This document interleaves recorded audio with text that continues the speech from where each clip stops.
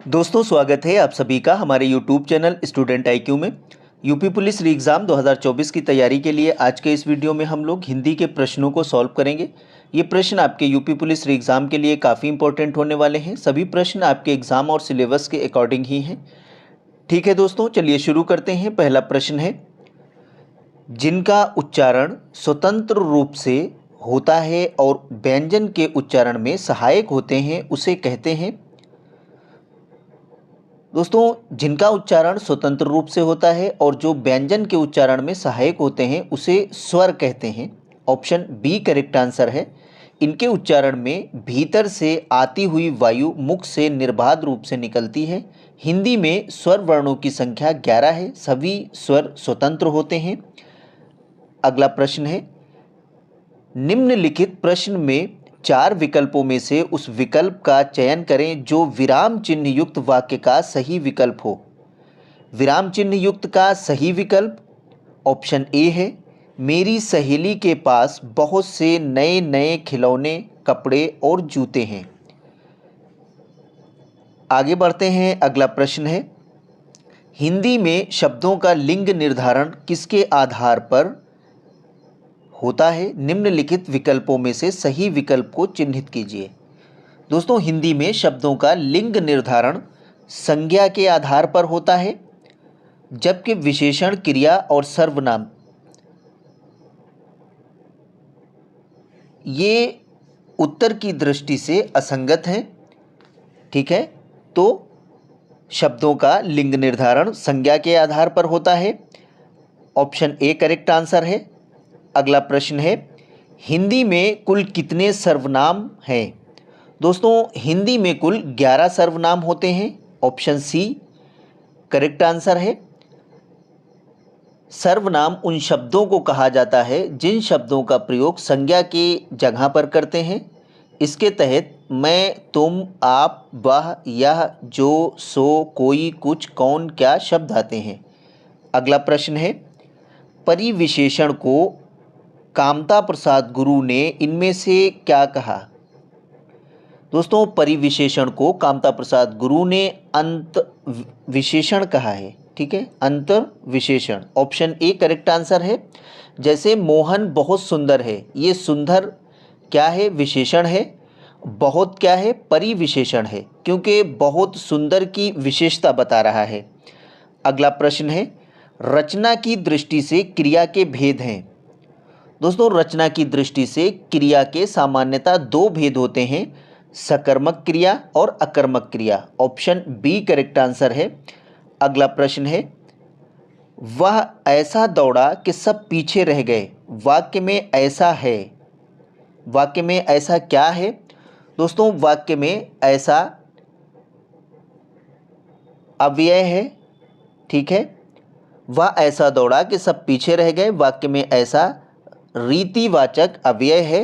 ये शब्द हमेशा अपरिवर्तित अविकारी रहते हैं। इनका मूल रूप स्थिर रहता है, कभी बदलता नहीं। जैसे आज, किंतु, परंतु, तब, जरा, ऐसे, वैसे और क्योंकि, जो ये सब बदलते नहीं हैं।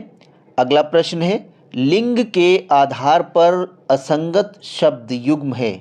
ठीक है, इसमें से लिंग के आधार पर एक शब्द असंगत है।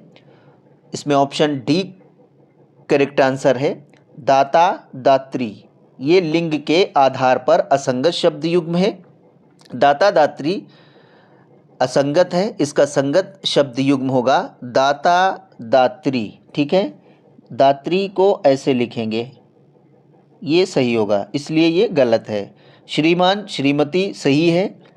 विद्वान, विदुषी ये भी सही है। युवा, युवती ये भी सही है। यानी लिंग के आधार पर असंगत शब्द सिर्फ दाता और दात्री है। अगला प्रश्न है, चाय शब्द का प्रयोग किस वचन में होता है? दोस्तों, चाय शब्द का प्रयोग एक वचन में होता है। ऑप्शन ए करेक्ट आंसर है। अगला प्रश्न है, अपूर्ण भूतकाल का प्रयोग किस वाक्य में हुआ है? दोस्तों, अपूर्ण भूतकाल का प्रयोग ज्ञानू रो रहा था, ऑप्शन ए में हुआ है। इस वाक्य में अपूर्ण भूतकाल का प्रयोग हुआ है। ऐसी भूतकालिक क्रियाएं जिनके समाप्ति का पता नहीं चल रहा या चल पा रहा हो, अपूर्ण भूतकालिक क्रिया कहलाते हैं। जैसे राधिका नाच रही थी, बच्चा सो रहा था, तो इनको अपूर्ण भूतकाल क्रिया कहते हैं, यानी कि जिसके समाप्ति का पता नहीं चल पा रहा हो उसे अपूर्ण भूतकाल कहते हैं। अगला प्रश्न है, इनमें से भाववाच्य का उदाहरण कौन सा है?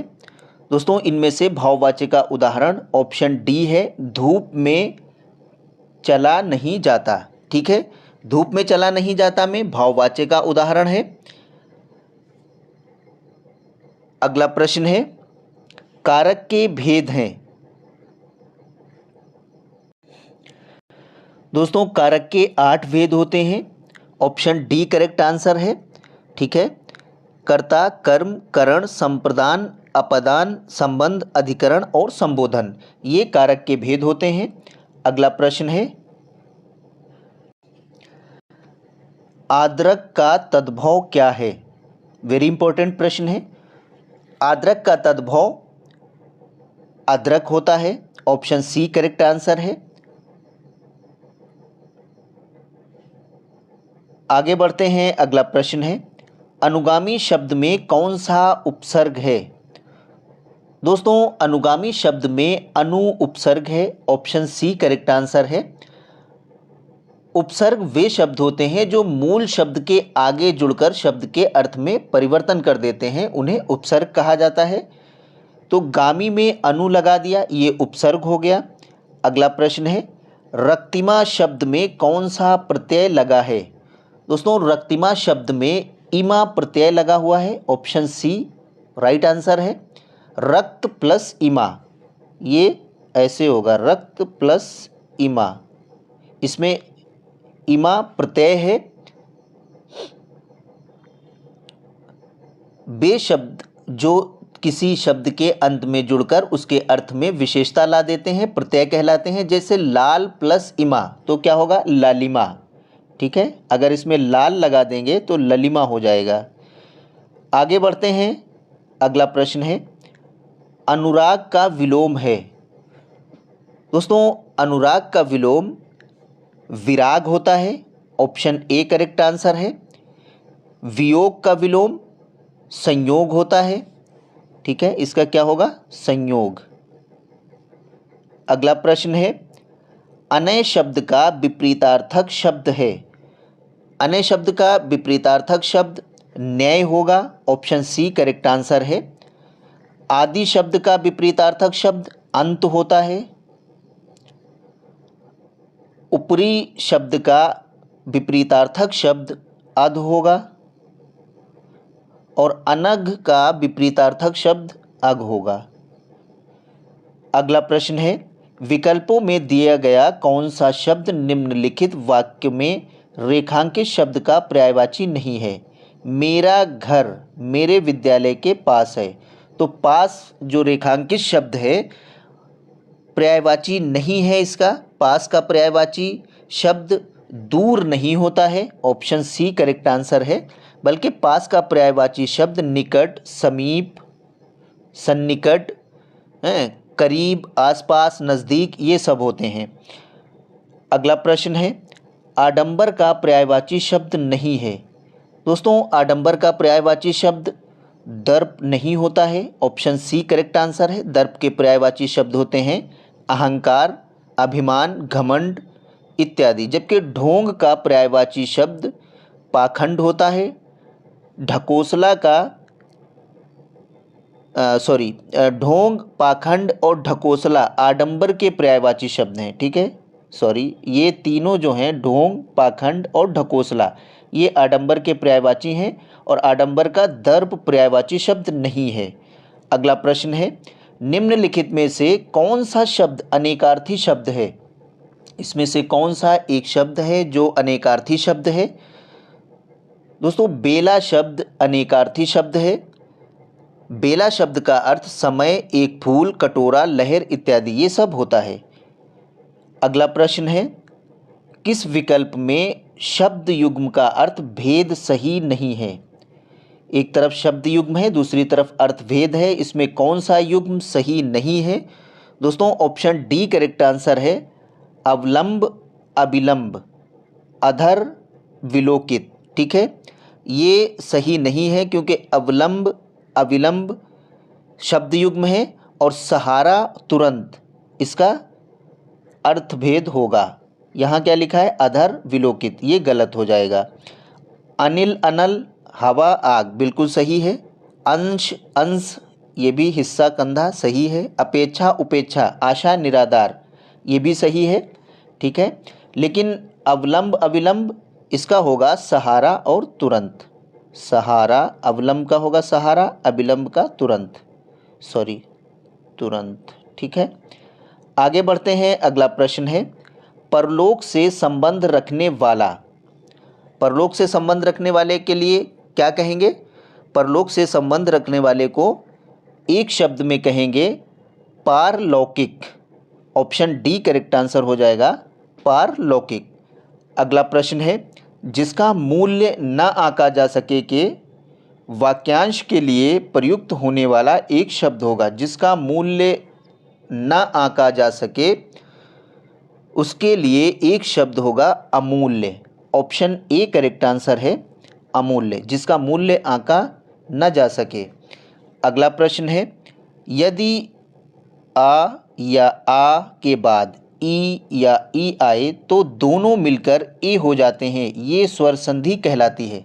ये कौन सी स्वर संधि कहलाती है दोस्तों, ये गुण स्वर संधि कहलाती है। अगर या यदि छोटा आ या बड़ा आ के बाद छोटी ई या बड़ी ई, ऊ या बड़ू ऊ ऋण आए तो दोनों मिलकर ए ओ और आ हो जाते हैं, इन्हें गुण संधि कहते हैं, ठीक है। जैसे देव प्लस इंद्र तो होगा देवेंद्र, देव प्लस ईश जैसे देवेश, ठीक है, तो गुण संधि हो जाएंगे। अगला प्रश्न है अपाद मस्तक किस समास का उदाहरण है। दोस्तों अपाद मस्तक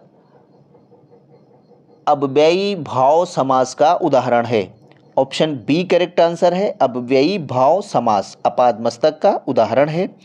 अगला प्रश्न है वर्तनी की दृष्टि से अशुद्ध वाक्य का चयन कीजिए।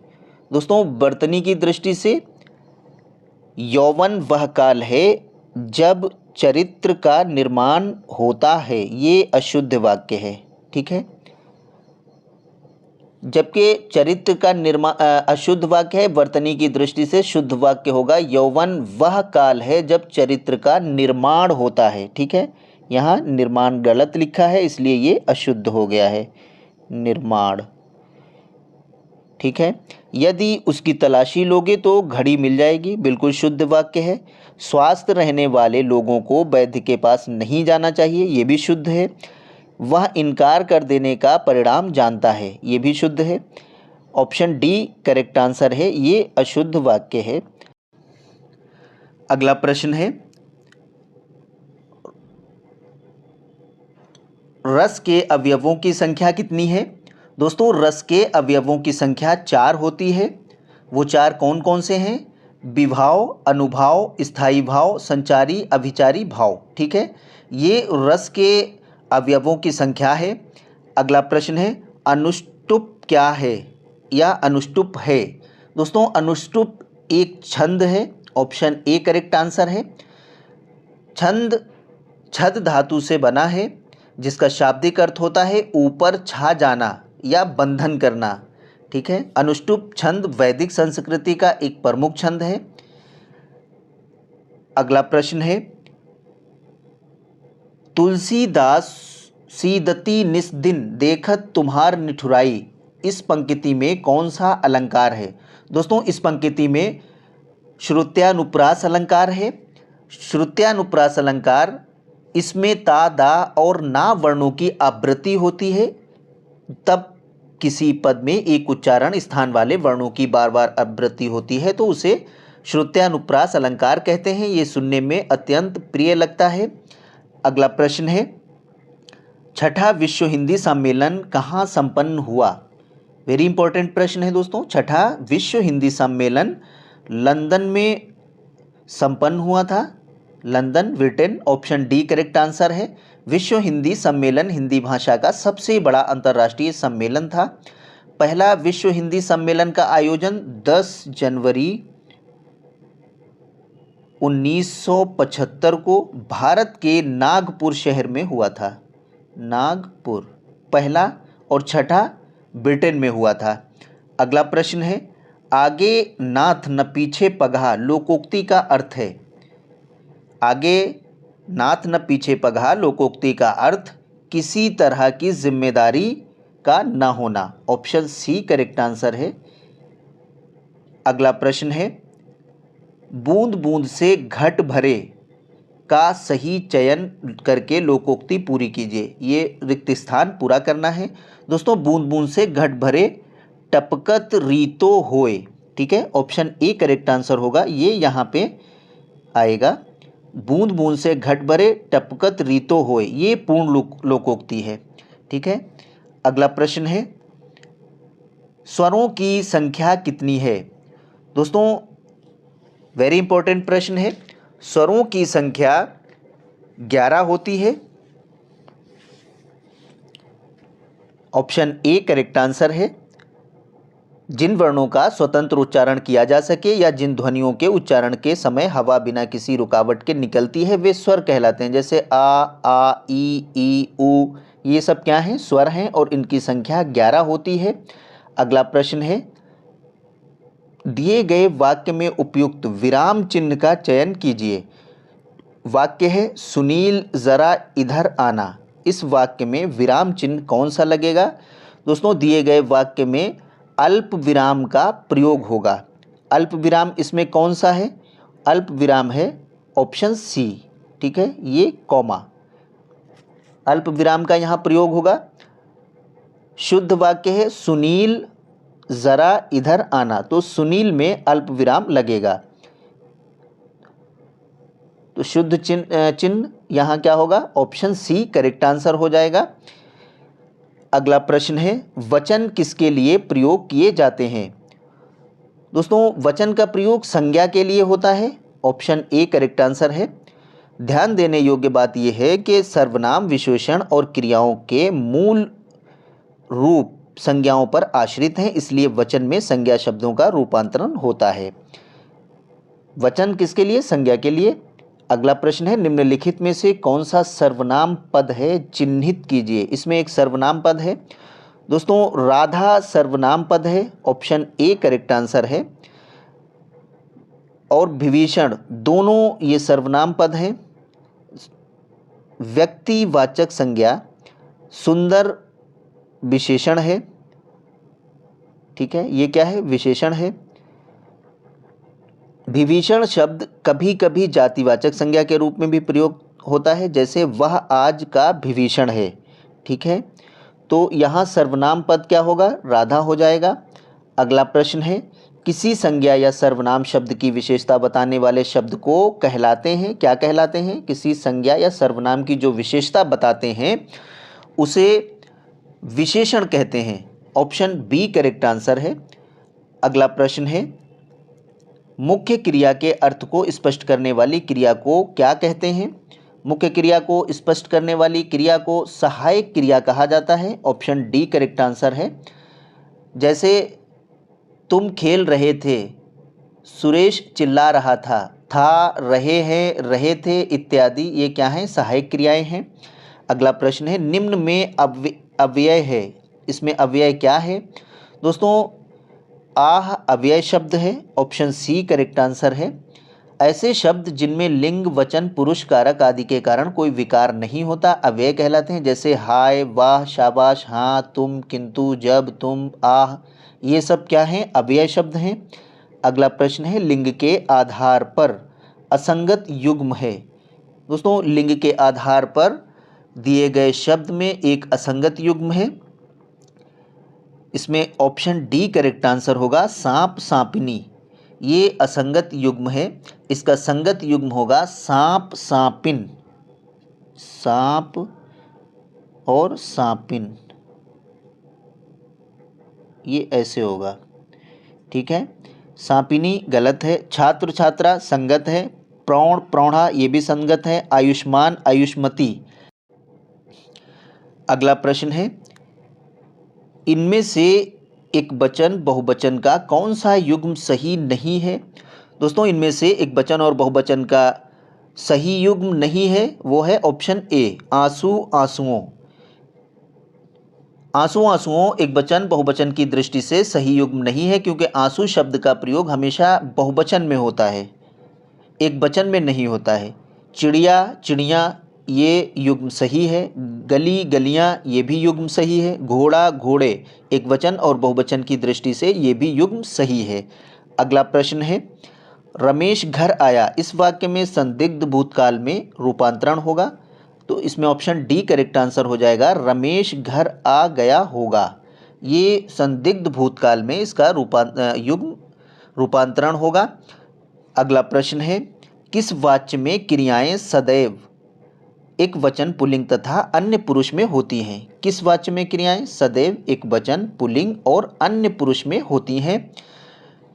इसमें ऑप्शन सी करेक्ट आंसर है, भाववाच्य। ठीक है, क्रिया के जिस रूप में ना तो कर्ता ना ही कर्म की बल्कि क्रिया के भाव की प्रधानता हो, वहाँ भाववाच्य होता है। भाववाच्य में क्रियाएं सदैव एक वचन पुल्लिंग और अन्य पुरुष में होती हैं, जैसे मुझसे चला नहीं जाता। अगला प्रश्न है, आचार्य किशोरी दास वाजपेयी के मत से हिंदी में कितने कारक हैं? आचार्य किशोरी दास के वाजपेयी के मत से हिंदी में कितने कारक हैं? इनके मत से हिंदी में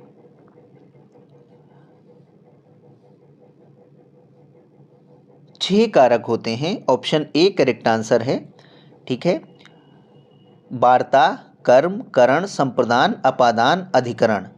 इन्होंने संबंध तथा संबोधन को कारक नहीं माना है। वैसे तो 8 कारक होते हैं लेकिन हिंदी में, मगर आचार्य किशोरी दास वाजपेयी ने 6 मत माने हैं। अगला प्रश्न है, इनमें से अंगरखा शब्द क्या है? दोस्तों अंगरखा शब्द तद्भव शब्द है, ऑप्शन डी करेक्ट आंसर है, जिसका तत्सम शब्द अंगरक्षक होता है। अगला प्रश्न है, आ उपसर्ग और ता प्रत्यय के योग से बनने वाला शब्द कौन सा है? आ उपसर्ग और ता प्रत्यय योग से बनने वाला शब्द होगा असहनशीलता। ऑप्शन डी करेक्ट आंसर है, असहनशीलता। उपसर्ग मूल शब्द के आगे तथा प्रत्यय मूल शब्द के पीछे जुड़कर उसके अर्थ में परिवर्तन कर देते हैं। अगला प्रश्न है, सावधानी शब्द में प्रयुक्त प्रत्यय है। सावधानी शब्द में प्रत्यय जो प्रयुक्त हुआ है वो बड़ी ई प्रयुक्त हुआ है। ऑप्शन ए करेक्ट आंसर है, सावधानी। ठीक है, सावधान से सावधानी बना है। अगला प्रश्न है, संपन्न को सब सुख प्राप्त हो जाते हैं और सदा तरसता ही रह जाता है, संपन्न के विलोम शब्द से उक्त पूर्ण करें। इसके विलोम से इसे पूरा करना है। ठीक है, इसमें लिखा जाएगा, संपन्न को सब सुख प्राप्त हो जाते हैं और विपन्न सदा तरसता ही रहता है। इसमें ऑप्शन सी करेक्ट आंसर होगा, क्योंकि संपन्न के विलोम शब्द इसमें डालना है, तो संपन्न का विलोम शब्द क्या होगा? विपन्न होगा। अगला प्रश्न है, सभ्य व्यक्ति किसी का अपमान नहीं करते, उपरोक्त वाक्य में रेखांकित शब्द के विलोम शब्द का चयन कीजिए। सभ्य का विलोम क्या होगा? दोस्तों सभ्य का विलोम असभ्य होगा। ऑप्शन डी करेक्ट आंसर है। अगला प्रश्न है, अर्थ के आधार पर शब्द कितने प्रकार के होते हैं? अर्थ के आधार पर शब्द 4 प्रकार के होते हैं। वो कौन कौन से हैं? एकार्थी शब्द, अनेकार्थी शब्द, समानार्थी शब्द और विपरीतार्थी यानी विलोम शब्द। अगला प्रश्न है, आँख शब्द का पर्यायवाची बताइए। आँख शब्द का पर्यायवाची शब्द लोचन होता है। ऑप्शन सी करेक्ट आंसर है। इसके और भी पर्यायवाची शब्द हैं, जैसे नेत्र, नयन, चक्षु, अंबक। ठीक है, अक्ष का पर्यायवाची शब्द क्या होगा? अक्ष का होगा प्रतिबिंब, छाया। नजरिए का पर्यायवाची शब्द दृष्टिकोण, मत, परिप्रेक्ष्य। अगला प्रश्न है, निम्नलिखित शब्दों में से कौन सा शब्द अनेकार्थी शब्द है? ठीक है, इन शब्दों में कौन सा एक शब्द अनेकार्थी शब्द है? ऑप्शन बी करेक्ट आंसर है, मुद्रा। दोस्तों मुद्रा का अर्थ सिक्का, मोहर, अंगूठी, छाप, चिन्ह, आकृति होता है, इसलिए ये अनेकार्थी शब्द है। अगला प्रश्न है, किस विकल्प में शब्द युग्म का अर्थभेद सही है? शब्द युग्म अर्थभेद, इसमें ऑप्शन डी करेक्ट आंसर है। अपरा अपार, दूसरी जिसे पार ना किया जा सके, ये बिल्कुल सही है। ठीक है, अपरा अपार का अर्थ भेद सही है। और दूसरा तथा, उरु उरु, हृदय, नदी, इत्र इतर, इत्र भिन्न इत्यादि, ये तीनों गलत हैं। ऑप्शन डी करेक्ट आंसर है। अगला प्रश्न है, फूल की रज वाक्य में खंड के लिए उपयुक्त शब्द क्या होगा? दोस्तों इसमें ऑप्शन डी करेक्ट आंसर होगा, पराग। फूल की रज एक शब्द के अगर इसमें प्रयोग करें तो उसे कहेंगे पराग। ठीक है, पतित, ये पतित है, इसके लिए क्या प्रयोग होगा? जिसका नैतिक पतन हो चुका हो। पार्थिव, पार्थिव पृथ्वी से संबंध रखने वाला। प्रदोष, सूर्य के अस्त होने का समय। अगला प्रश्न है, जो अचानक आंखों से ओझल हो गया हो, इन अनेक शब्दों के लिए एक शब्द शुद्ध शब्द है। ठीक है, जो अचानक आंखों से ओझल हो गया हो, उसके लिए एक शब्द क्या होगा? उसके लिए एक शब्द होगा अंतर्धान। ऑप्शन सी करेक्ट आंसर है। अगला प्रश्न है, संधि के कितने भेद होते हैं? दोस्तों संधि के 3 भेद होते हैं। ऑप्शन सी करेक्ट आंसर है। स्वर संधि, व्यंजन संधि और विसर्ग संधि, ये 3 भेद संधि के होते हैं। समास के कितने भेद होते हैं? दोस्तों समास के 6 भेद होते हैं। ऑप्शन डी करेक्ट आंसर है। द्वंद्व समास, द्विगु समास, कर्मधारय समास, तत्पुरुष समास, बहुब्रीहि समास, अव्ययी भाव समास। अगला प्रश्न है, वर्तनी की दृष्टि से शुद्ध वाक्य का चयन कीजिए। इसमें ऑप्शन सी करेक्ट आंसर है। वक्त निकल जाता है पर बात याद रह जाती है, ये बिल्कुल शुद्ध रूप है। काम पूरा कर डालो नहीं तो जुर्माना होगा, ये गलत है। इस समय सर्दी है इसलिए कोट पहन लो, ये भी गलत है। दोष तुम्हारा है और इसका मुझे विश्वास है, ये भी गलत है। ये वर्तनी की दृष्टि से गलत है क्योंकि यहाँ जुर्माना गलत लिखा हुआ है, जा में जो मात्रा लगी वो गलत है। सर्दी में सर्दी ऐसे लिखते हैं और यहाँ दोष में शा गलत है, तो ये सही होगा। लेकिन यहाँ वर्तनी की दृष्टि से 3 ऑप्शन गलत हैं, लेकिन वक्त निकल जाता है पर बात याद रह जाती है, बिल्कुल राइट आंसर है ऑप्शन सी। अगला प्रश्न है, निम्नलिखित में से उद्दीपन का कार्य कौन करता है? दोस्तों उद्दीपन का कार्य प्रेम पात्र की मधुरवाणी करती है। अगला प्रश्न है, छप्पय में होते हैं। छप्पय में क्या होता है? प्रथम 4 चरण रोला के और अंतिम 2 चरण उल्लास उल्लाला के, ये छप्पय में होते हैं। अगला प्रश्न है, जिन पंक्तियों में एक ही उच्चारण स्थान से उच्चरित होने वाले वर्णों की आवृत्ति होती है तो वहाँ कौन सा अलंकार होता है? वेरी इंपॉर्टेंट प्रश्न है दोस्तों। जिन पंक्तियों में एक ही उच्चारण स्थान से उच्चरित होने वाले वर्णों की आवृत्ति होती है वहाँ श्रुत्यानुप्रास अलंकार होता है। ऑप्शन बी करेक्ट आंसर है। दिनांत था वे दीनानाथ डूबते, सेधुन आते ग्रह ग्वाल वाला थे, अनुप्रास शब्दालंकार का भेद है। ठीक है, और जिन पंक्तियों में उच्चारण ध्यान स्थान से उच्चरित होने वाले वर्णों की आवृत्ति होती है उनको श्रुत्यानुप्रास अलंकार कहा जाता है। ठीक है, और अलंकार जो है वो 5 तरह के होते हैं, छेकानुप्रास, वृत्त्यानुप्रास, श्रुत्यानुप्रास, लटानुप्रास और अत्यानुप्रास। अगला प्रश्न है, दिए गए वाक्य में उपयुक्त शब्द का चयन करके रिक्त स्थान की पूर्ति कीजिए। इसमें करेक्ट आंसर है ऑप्शन ए, जीवन। मेहनत ही जीवन है, ये शब्द दिया हुआ है। ठीक है, विकल्प है, इसमें लिखा है कि मेहनत ही जीवन है, रिक्त स्थान की पूर्ति के लिए जीवन होगा। अगला प्रश्न है, कंगाली में आटा गीला लोकोक्ति का सटीक अभिप्राय है। कंगाली में आटा गीला लोकोक्ति का सटीक अभिप्राय है कष्ट पर कष्ट आना। ऑप्शन बी करेक्ट आंसर है। अगला प्रश्न है, बोए पेड़ बबूल का आम कहाँ से होए, लोकोक्ति का सही अर्थ है। दोस्तों, बोए पेड़ बबूल के आम कहाँ से होए, लोकोक्ति का सही अर्थ होगा जैसा कर्म करोगे वैसा फल मिलेगा। इसमें ऑप्शन बी करेक्ट आंसर है, जैसा कर्म करोगे वैसा फल मिलेगा। अगला प्रश्न है, लास्ट प्रश्न है दोस्तों, भक्ति काल को हिंदी साहित्य का स्वर्ण युग इनमें से किसने कहा। वेरी इंपॉर्टेंट प्रश्न है दोस्तों। भक्ति काल को हिंदी साहित्य का स्वर्ण युग श्याम सुंदर दास ने कहा है, ऑप्शन डी करेक्ट आंसर है। जबकि जॉर्ज ग्रियर्सन ने भक्ति काल को स्वर्ण काल कहा है, रामचंद्र शुक्ल ने भक्ति काल को भक्ति काल कहा है, हजारी प्रसाद द्विवेदी ने लोक जागरण काल कहा है। ठीक